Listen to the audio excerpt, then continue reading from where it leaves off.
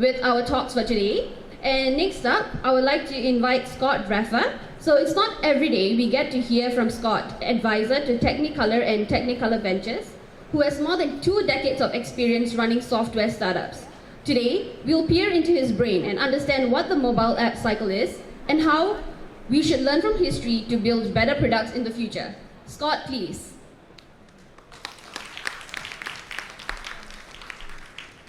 Thank you. Great. When I was asked to give this talk, it was the third or fourth talk I was asked to give in a row about the long-term startup perspective. So I've just started admitting it, and it's the old guy speech. So that's what we're going to do. Quickly about me to get it out of the way.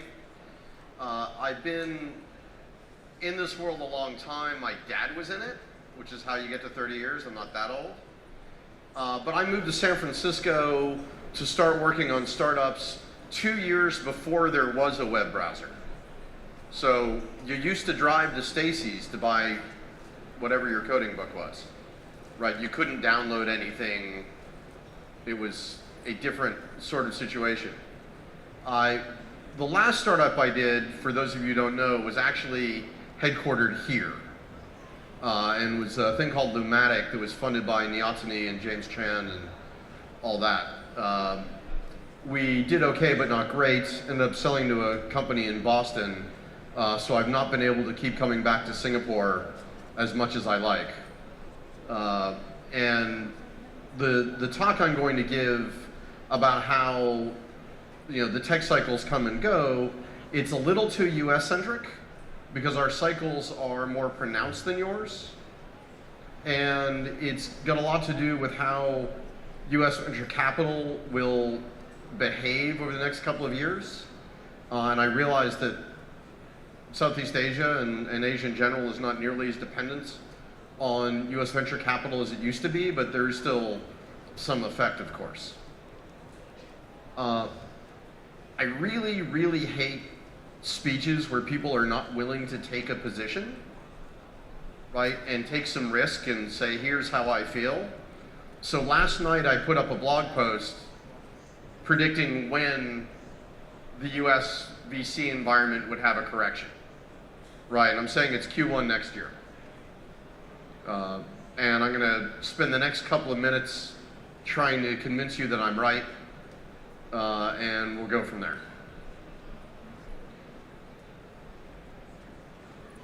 There's 2 major drivers in the US of the up and down of the cycle. The most important one is the adoption curve, and everyone's seen this curve a million times. I believe that the current cycle that we're in is driven by the mobile app economies and the app stores. And they're getting to the end of the light blue part there, if not even into the gold part. Almost everyone in the US that's going to has a smartphone, uses apps. Market saturation is upon us. People understand how to use them. They're just replacing smartphones at this point. There isn't rapid growth. Right, here in Asia, the penetration of internet usage and smartphone usage isn't as deep across the overall populations. So you won't have as quick a down cycle when maturity hits, because you've got new markets to hit. We got no new markets domestically in the US. And if you look at the first 3 parts of this curve, you'll notice that it looks like one of those sigmoid product curves, and that's because it's the same thing. So thinking about the mobile app economy as the blue curve here, and whatever great, awesome thing we'll all be working on for the next 8 years, 10 years, as the red curve, we're getting to that part in the middle where one of them is no longer growing and no one knows what the other one is yet. And the biggest problem with the VCs is that they're the last ones who hear what the red curve is, right? And when they're nervous, when they know that they can't make money in mobile apps anymore, but, oh, wait a minute, we don't know what we can make mobile money in, they sit on their hands and wait for somebody to tell them, right? And that's really what 2016 is going to be about in the U.S. And you know, sometime in 2017 there'll be, I don't know, a TechCrunch post or whatever the heck it is saying, "Aha, here's the next thing," right? And we'll all come back, right? The thing that should be making all those guys nervous at the moment is there's a bunch of very well documented both press and other technical information about Google and even Apple trying to take the underpinnings out of apps. If you look at Google now on Tap and all the other things they're doing to combine app services in the background, that's what's going to at least end the current cycle, if not be the basis for the next one. Hello. This is the other thing that screws up the cycle in the US. We have a real presidential election next year, right? And 8 years ago and 16 years ago, we also had election cycles, and that's when the last venture capital technology cycle ended, right? The guys in Washington, D.C. just can't help but screw around with California and New York.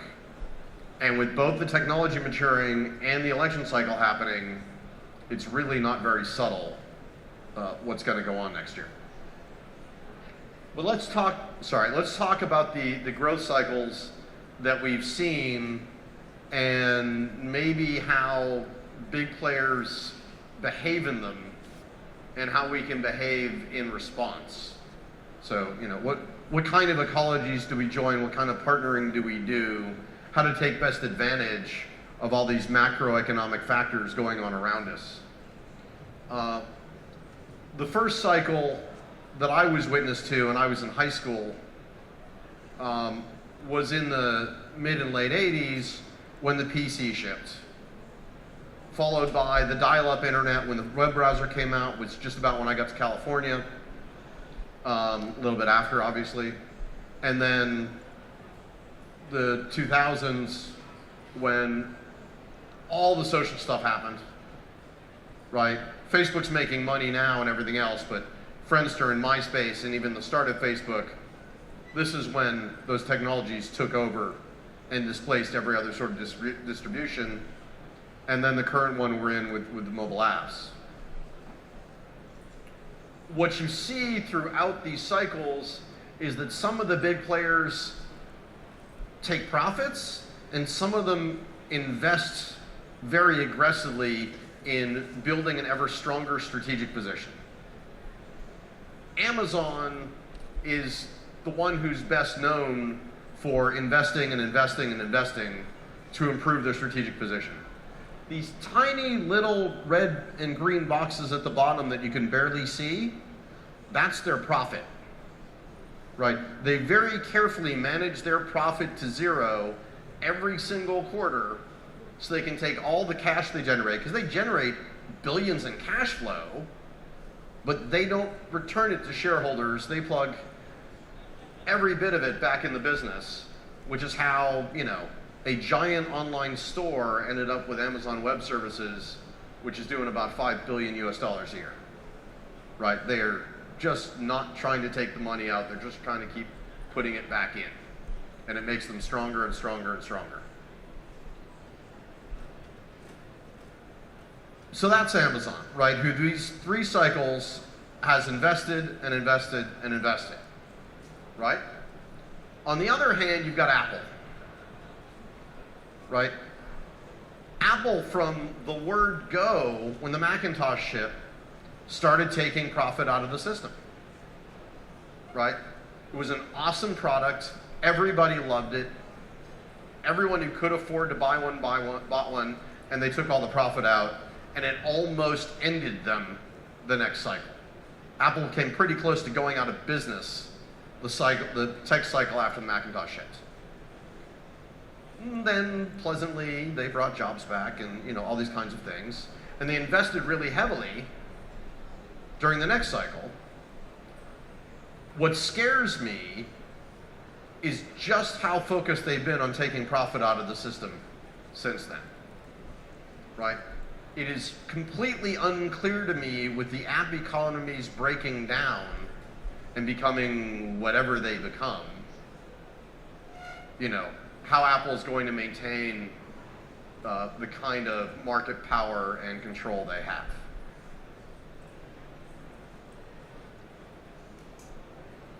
Google's a very interesting case, right? And the one that I'm probably most focused on myself for what happens next. Because they did a great job investing when they first started. They actually were founded in 1998 and spent the next 5 years, which included the down cycle, investing, right? And when these big guys invest through a down cycle, they do really well. But then they spent a lot of last decade taking profit out of the system, and when they did, they missed social, right? The reason that they are, Google Plus, doesn't count, right? The reason they completely missed social, in my opinion, is that they spent the entire time when social was being built taking money out of the system instead of investing money into the system, right? The first great product of this sort that we've seen is the new Google Photos, which is built by a guy who acquired My Social Thing into Yahoo. He bought Flickr into Yahoo, and then he built Google Plus with as much money as they give him, right? He's the guy who just put out the new Google Photos, which is pretty awesome. He's not even made it social yet, and I suspect this particular gentleman knows how and will, but they're investing like crazy over there. They're investing in getting rid of the app ecologies, and they're investing very heavily in the mobile web, right? And as dependent as we all are on apps all the time, it sounds a little bit crazy that someone's going to invest very heavily in the mobile web, but when you're Google, that investment probably matters, right? And that's where I think the world is going to go, at least partially, when we have another cycle back, which once again I think is the first half of 2017. People start writing a lot of checks again and things start building again. In terms of ecologies and how we all partner, it's pretty interesting to me that open ecologies that people are profiting from tend to be lousy, right? Google's partners haven't really made a lot of money in a long time, right? There's been no great partnerships as a startup to do with Google and do really well by the partnership. The same's been true of closed ecologies where people were investing with Facebook and Amazon, right? And so, interesting, as Google starts to, oops, I found the part of the animation that didn't work. The G is supposed to go over to the right, where the Etsy and Shopify icons are. Sorry about that. So as Google is in the upper right, investing in an open ecology, I suspect they become a great way to make money, just as Apple, who's been profiting from a closed ecology, sort of on the other diagonal, has been a great way to make money. Etsy and Shopify and Google, all in the upper right there, are places I'm going to spend a bunch of time looking for opportunity in the next stage, whether it's as an investor or as a founder. That was my quick talk about what's going on last 30 years and maybe the next 10. Do we have a mechanism for questions? Or we're not doing? I don't think we did. Sure, please. Can you explain exactly what you mean by the mobile web? Sure, who are you? Founder here? Yeah. So, a Singapore founder who doesn't want to identify himself. My name's Mihal. Oh, there we go. Hi, my name is Mihal. Good to meet you. I've started a few companies, first in services, and then in software development, and now I'm building out some startups in technology. And you mentioned that we're going to move back to the mobile web, and I just want to know exactly what mobile web means to you. It's a fair question, because they've gotten awfully fuzzy in the middle, and deep app linking will make them ever fuzzier, which is great to exploit. But Google is making a specific push in to get all functionality back into the Chrome browser in a single publicly specified address space. Okay. Right. Is that a complete definition? And you know, what it really comes down to is that putting credit cards and other payment mechanisms in on mobile web pages that are not wrapped in some app wrapper has never really worked for e-commerce. Right. And they are investing, you know, they've got hundreds and hundreds of engineers on a variety of programs to try and change that, because that's how they think they compete against Facebook and Apple well.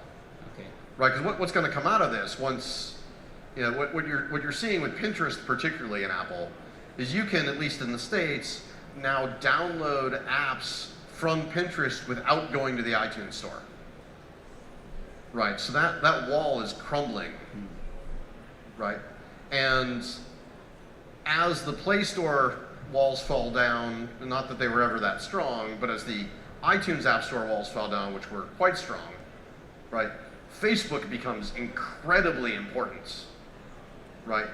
They're not actually strategic. They will be strategic in a couple of years, because they're the way you find apps, right? App acquisition advertising there has only gotten started. It's going to be insane in 2 or 3 years. Okay, are you imagining that, say, Google wants everything to happen through Chrome?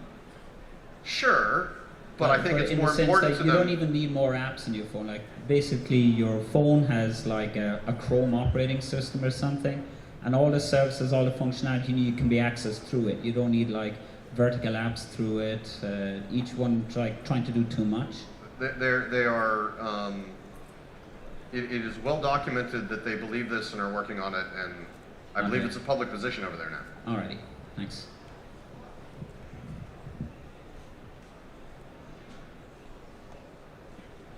Anyone else? There's. It's a quick cardio workout. Hang on. Two microphones. Hi, I'm Rafael. I'm based here in Singapore. I work in business strategy for startups.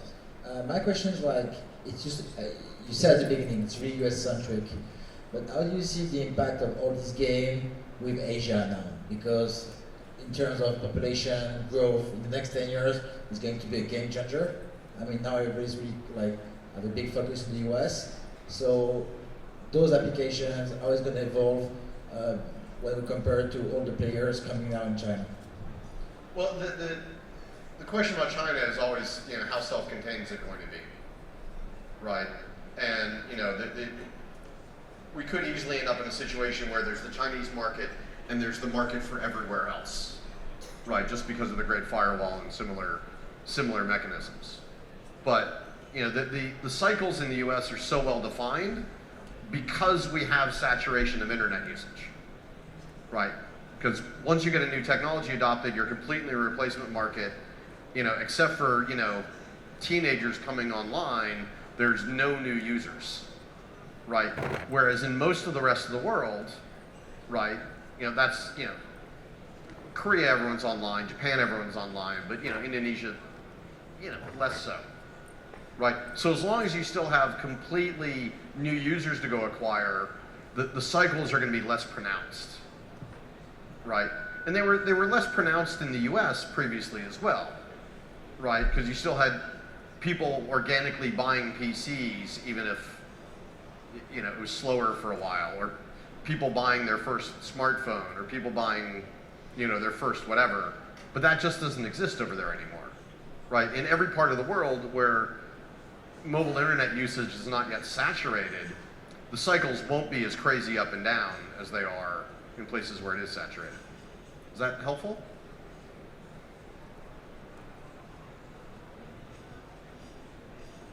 I think that's all that we have the time for, Scott. Okay. Thank you. So big round of applause for Scott and for the impromptu Q&A session.